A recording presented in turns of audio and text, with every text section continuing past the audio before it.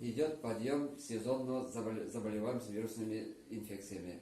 Соответственно, ожидаем еще эпидемии гриппа. Все это, если настоится, то придет очень серьезный подход со стороны и медработников, и со стороны всего населения.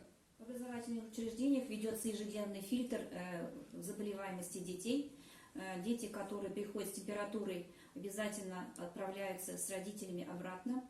И здесь, конечно, имеет важное значение то, как мы все вместе, и родители, и педагоги, будем соблюдать все требования Роспотребнадзора по соблюдению санитарно-гигиенических каких-то мер. И в этом смысле, конечно, и прививка от гриппа тоже очень важна. Поэтому мы всегда призываем и родителей, и педагогов относиться к этим требованиям с большим уважением и их выполнять.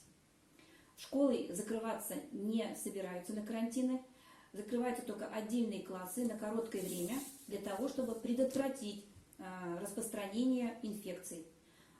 Мы никто не хотим перейти на дистанционное обучение, поэтому мы всем миром должны для этого постараться. Идут на вакцинацию гриппа. Взрослые, у нас даже недостаточно вакцины, но очень постараемся привить всех. И, в общем-то, в этом году очень активно идет. Вакцинируются родители, детей. Вот в последние дни мы наблюдаем рост заболеваемости респираторными инфекциями среди детского населения. И количество детей на приемах возросло, и поступающих в отделение детское возросло. Но на фоне активной вакцинации взрослого населения от гриппа, к сожалению, мы наблюдаем, что зачастую родители отказываются от вакцинации детей гриппом. И я бы призвала родителей, прежде чем отказываться от вакцинации, очень сильно подумать, потому что они берут на себя большую ответственность за жизнь ребенка.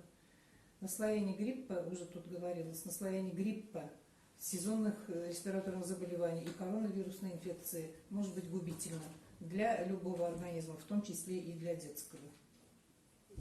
По сведениям Роспотребнадзора и ВОЗ у нас в этом году ожидается 4 штамма. Это 2 штамма вируса гриппа А, это H1N1 и гонконгский штамм, и 2 штамма вируса гриппа Б. Это Вашингтон и штамм Пухет. И, конечно, единственный надежным средством, как себя уберечь профилактики заболевания, это является прививка против гриппа. Российская наша вакцина, она надежна, безопасна. Ее можно делать даже крупным детям, начиная с 6-месячного возраста, а также беременным женщинам. Прививка от гриппа никак не мешает она вакцинации против коронавирусной инфекции, которая ожидается поступления в этом году у нас. Однако при вакцинации от коронавирусной инфекции, которая проходит 2 этапа, мы говорим с интервалом 21 день, необходимо консультироваться обязательно с врачом по срокам и по графику прививок. Прививка от гриппа, она очень нужна, она важна, и особенно тем, кто переболел коронавирусной инфекцией, для того, чтобы в этот же сезон не подхватить и не заболеть еще и гриппом. И вот к особым группам рискам я хочу особенно отметить, кому обязательно нужно привиться от гриппа.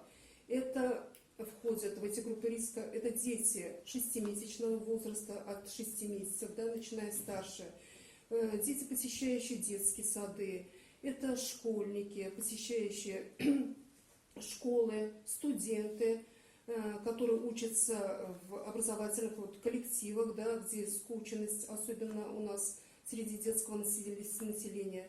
Это работники образовательных учреждений, медицинские работники, работники торговли, транспорта, лица с хроническими заболеваниями сердечно-сосудистой системы, особенно органов дыхания, еще хочу отметить, больные с сахарным диабетом, в особую, так скажем, когорту больных входят, которым обязательно вакцинация против гриппа, потому что очень сложно переносят они, особенно на сегодняшний день, заболевание коронавирусной инфекции.